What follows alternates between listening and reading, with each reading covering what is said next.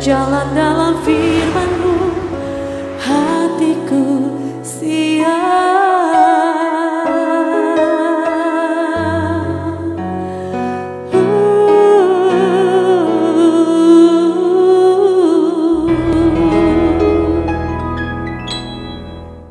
Salam, God Lover yang dikasihi oleh Tuhan Yesus. Senang boleh kembali berjumpa dengan saudara dalam program Rise and God malam hari ini bersama Diaspora TV. Setelah melewati berbagai kesibukan sepanjang hari ini, mungkin ada situasi yang membuat jiwa Anda menjadi letih lesu dan berbeban berat. Jangan menyerah, sebab Tuhan mengundang kita semua untuk mengalami kelegaan.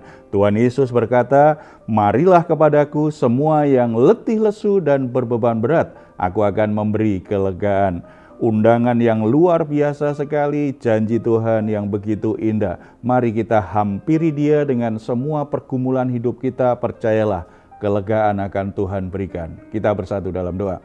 Bapa di surga, kami ucap syukur karena anugerah-Mu begitu luar biasa dalam Yesus Kristus. Kami semua diundang untuk menghampiri Engkau dengan membawa semua hal yang membuat jiwa kami menjadi berbeban berat. Jiwa kami menjadi letih lesu.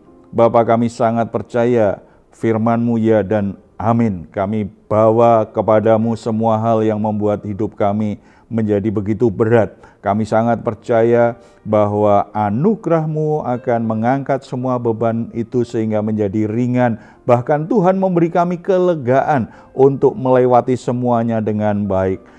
Kami juga sangat percaya di dalam Kristus Yesus kami semua akan mampu untuk menyelesaikan masalah-masalah kami. Kami akan berkemenangan. Masalah apapun, pergumulan apapun di dalam Tuhan, itu akan selalu ada jalan keluar, akan selalu bisa kami menangkan.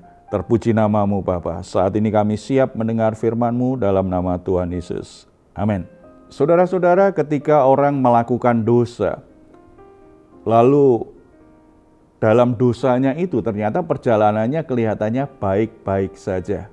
Bahkan tidak sedikit kelihatannya mereka kok seperti orang yang berhasil. Sepertinya yang mereka perbuat tidak apa-apa tuh walaupun mereka lakukan dosa. Lalu dalam perjalanan selanjutnya mereka alami goncangan dalam hidupnya. Mereka ada masalah dengan usahanya, dengan bisnisnya, dengan pekerjaannya. Rumah tangganya digoncangkan, kesehatannya mulai terganggu. Semakin lama dia ada masalah dengan dirinya. Dia menjadi frustasi, dia menjadi orang yang penuh dengan kecemasan. Hartanya banyak, uangnya banyak, punya jabatan tinggi. Tetapi tidak bisa menyelesaikan masalah yang dia sedang hadapi. Apa yang mereka lakukan? Ada sebagian orang berusaha untuk membujuk hati Tuhan.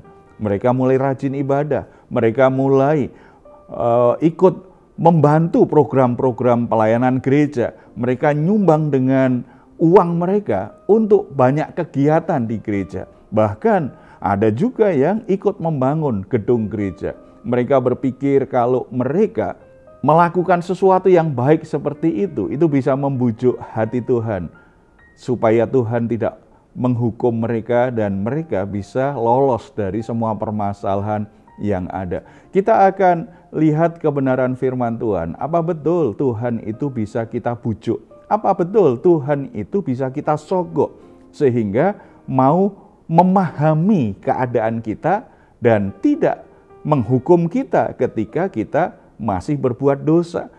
Menutup mata dengan dosa-dosa kita karena kita sudah melakukan banyak hal yang kita anggap itu sebagai jasa bagi gereja. Yang kita anggap itu perbuatan baik yang kita lakukan untuk Tuhan. Mari kita buka Alkitab kita dari 1 Samuel pasal 4 ayat 1 sampai 22.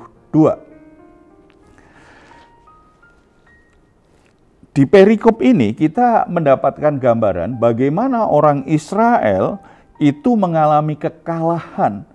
Bukan semata-mata karena musuh mereka itu terlalu kuat, tetapi karena mereka sudah terlalu menyimpang dari jalan-jalan Tuhan. Mereka sudah terlalu jauh melanggar ketetapan Tuhan.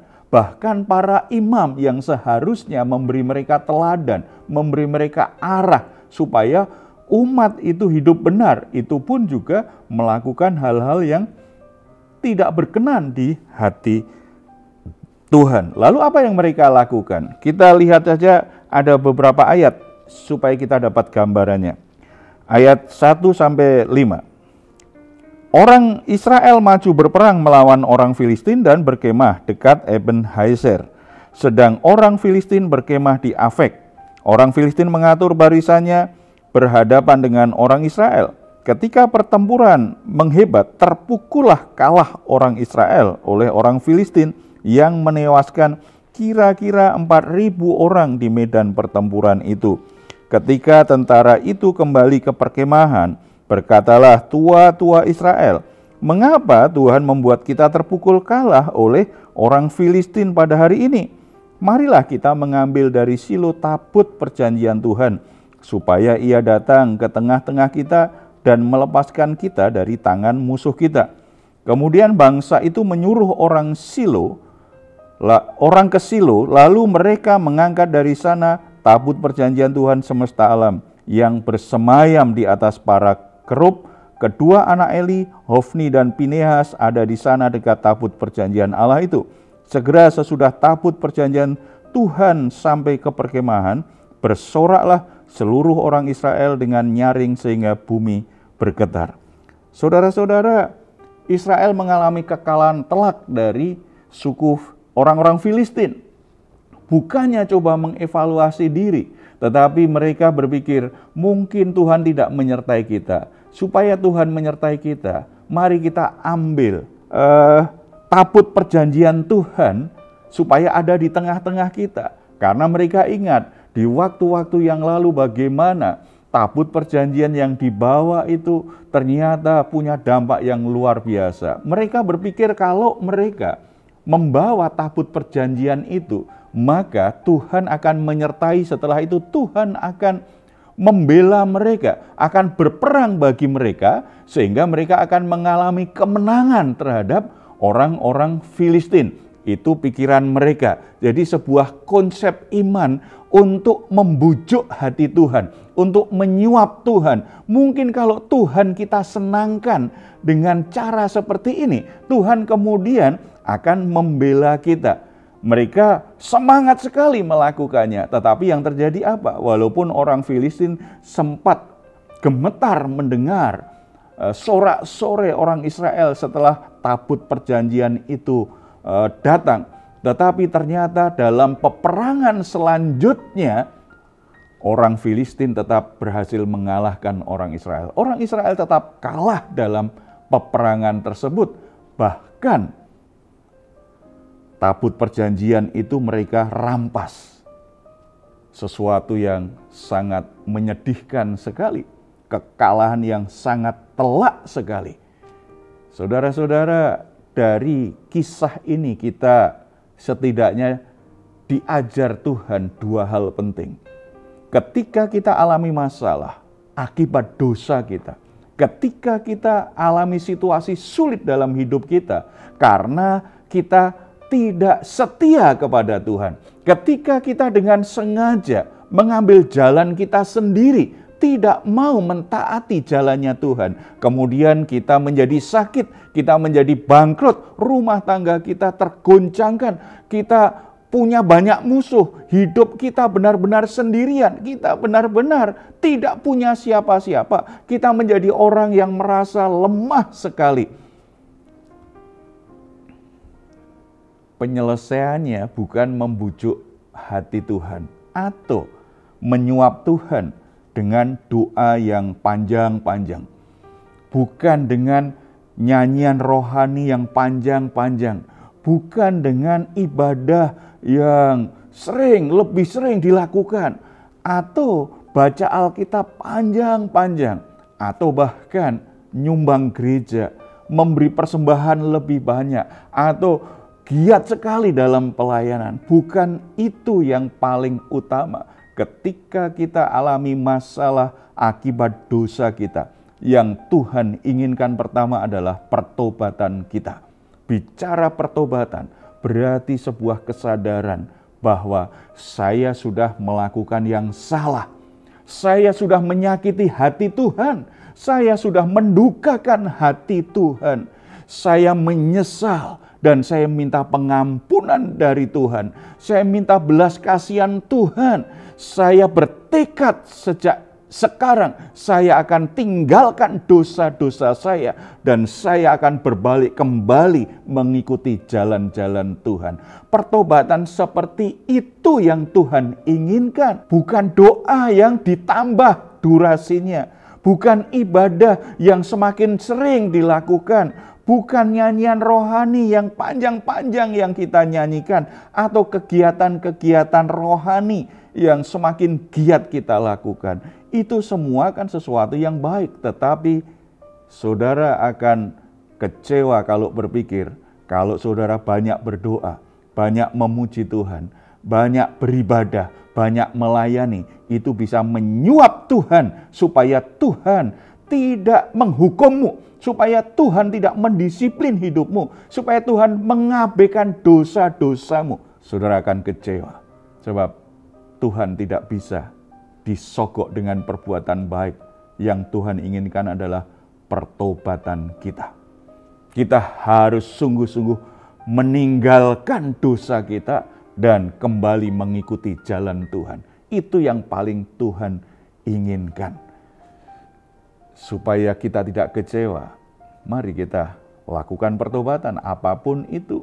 Saudara, Tuhan tidak pernah menolak, Tuhan tidak pernah mentertawakan penyesalan dan seruan doa kita untuk mohon pengampunan. Tuhan akan memberi kasih karunia, meresponi kita, mengampuni kita. Selain pertobatan, kita juga mestinya ketika kita alami masalah akibat dosa kita harus perbaiki cara hidup kita. Kita harus perbaiki cara hidup kita yang berdosa, cara hidup kita yang salah.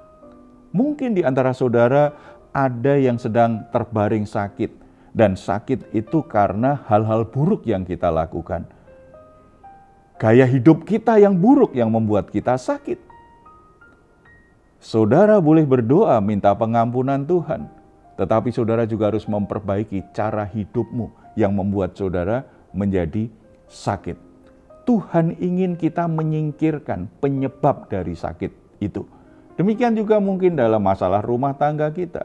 Rumah tangga kita sedang dalam kegoncangan yang besar karena kita lakukan yang salah terhadap pasangan kita, terhadap anak-anak kita. Kita bertobat, minta ampun. Dalam pertobatan itu berarti kita ada tekad kuat untuk memperbaiki apa yang salah. Kita mulai menata sikap, waktu, dan bagaimana kita membangun komunikasi dengan pasangan kita, bagaimana kita mendidik anak-anak kita. Kalau tidak ada perubahan yang kita lakukan, maka kita menyesal diampuni Tuhan, tetapi kita tidak menyingkirkan penyebabnya. Itu akan terulang lagi. Itu akan terjadi lagi. Tuhan ingin menyelesaikan masalah hidup kita dengan tuntas. Oleh sebab itu, mari belajar memperbaiki diri. Ada orang di PHK, lalu minta didoakan oleh hamba Tuhan. Didoakanlah supaya dapat pekerjaan. Lalu dapat pekerjaan, ternyata begitu dapat pekerjaan, dia tidak merubah cara dia bekerja. Ternyata dia suka bolos, dia suka terlambat, dan kalau bekerja, dia ternyata tidak bisa bekerja dengan baik. Dia tidak mau bekerja dengan tekun. Yang dia lakukan asal-asalan lagi. Makanya dia kemudian di PHK lagi. Ketika di PHK lagi, dia minta dukungan doa oleh hamba Tuhan supaya didoakan. Dia rajin ke gereja, dia rajin pelayanan. Tetapi selama dia tidak merubah cara dia bekerja, maka dia akan mengalami masalah lagi, masalah lagi, masalah lagi. Tuhan ingin menuntaskan masalah kita, dan Tuhan minta kita bertanggung jawab menyingkirkan hal-hal yang menyebabkan masalah itu terjadi. Oleh sebab itu, mari kita hampiri Dia. Biarlah Roh Kudus mengingatkan kita bagian mana yang membuat kita punya masalah hari ini. Dan dengan lembut hati, rendah hati, mari kita mengakui di hadapan Tuhan, minta pengampunannya, bertekad untuk memperbaiki kesalahan-kesalahan yang pernah kita lakukan. Kita bersatu dalam doa. Bapa di surga, kami ucap syukur karena anugerah-Mu itu tersedia bagi kami semua. Tuhan, ampuni kalau kami berdosa dan mengakibatkan kami mengalami kesalahan. Terima kasih untuk firman-Mu. Engkau adalah Tuhan yang penuh kasih karunia, tetapi tegas dengan dosa. Engkau tidak bisa kami sogok dengan perbuatan baik.